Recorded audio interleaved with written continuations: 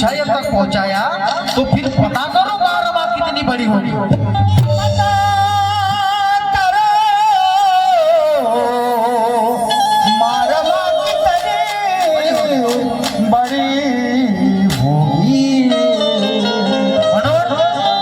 कोणाकोणाला पिंपळाच्या पानामध्ये बुद्ध दिसतात, कोणाकोणाला संविधानामध्ये पण बुद्ध दिसतात. पण कवी काय लिहितात के मुले पोटची भीती. अशा प्रकारे बुद्ध दिसतात, कशा प्रकारे बुद्ध दिसतात ते कवी गीतामध्ये लिहिलेलं आहे. सदर गीतामधून ऐकावं. के मुले पोटची भीती, मुले पोटची भीती, मातीत गाडताना मुले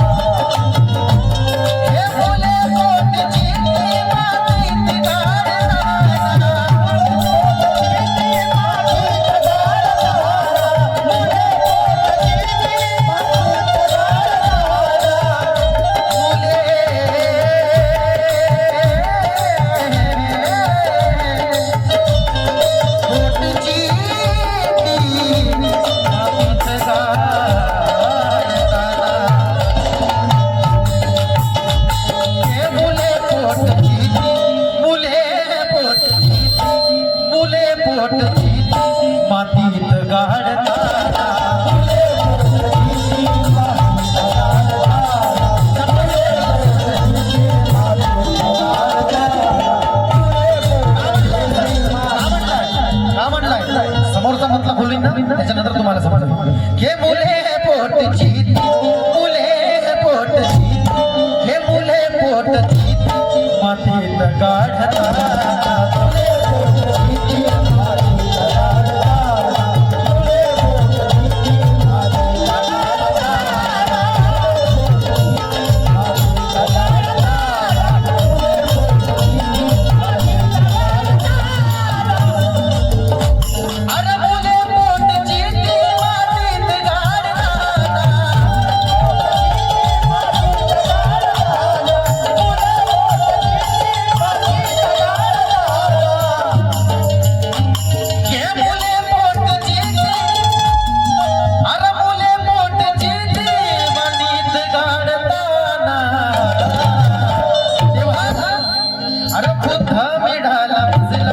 मुले पोटची ती मातीत काढतात त्यावेळेस अरे बुद्ध मिळाला, बुद्ध मिळाला रमाई चाडताना.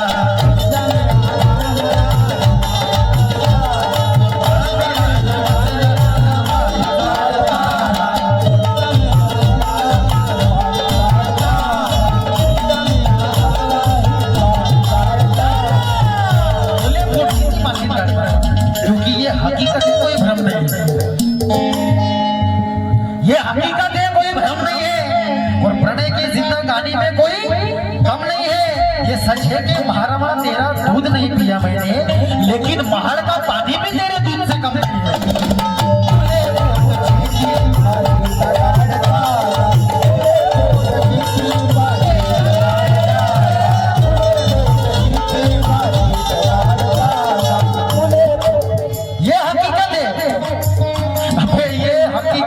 कोई भ्रम नहीं है और प्रणय के जिंदगानी में कोई कम नहीं है.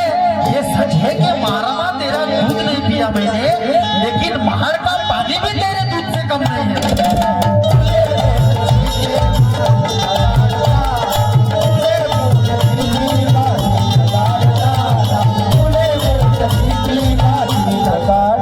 पोटचा तो गोळा गेला दादा, पोटचा तो गोळा गेला त्या दुःखालाही मापन नव्हतं.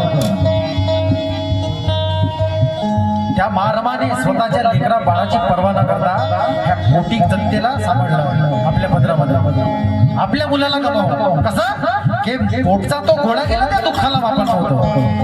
रडत बसली गंगाधराला घेऊन केलं दफन नव्हतं. अरे त्यांच्या पुण्याईने आपण हजाराचे कपडे घालतो रे निलेशा.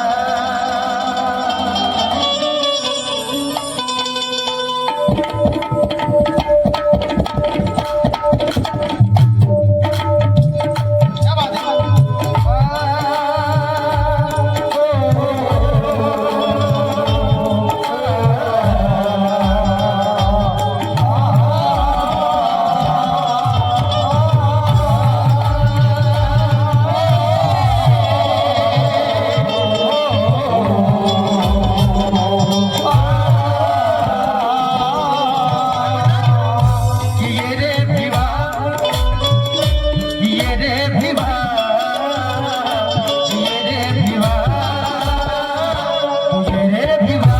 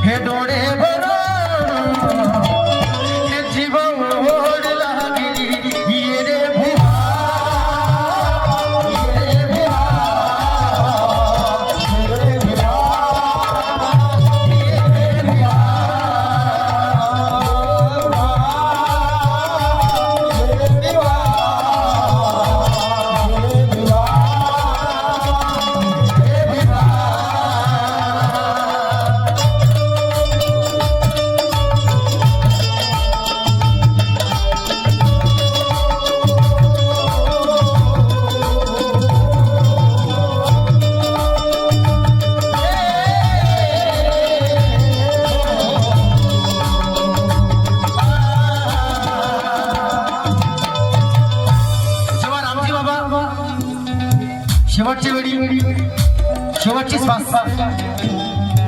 शेवटच्या श्वासावर राहते. जेव्हा रामजी बाबा शेवटच्या श्वासावर राहते तेव्हा ते बाबासाहेबांची खूप आठवण करतात. कारण बाबासाहेब परदेशामध्ये शिक्षणासाठी गेलेले असतात. त्यावेळेस रामजी बाबांची हालत खूप गंभीर असते. त्यावेळेस ते बाबासाहेबांना म्हणतात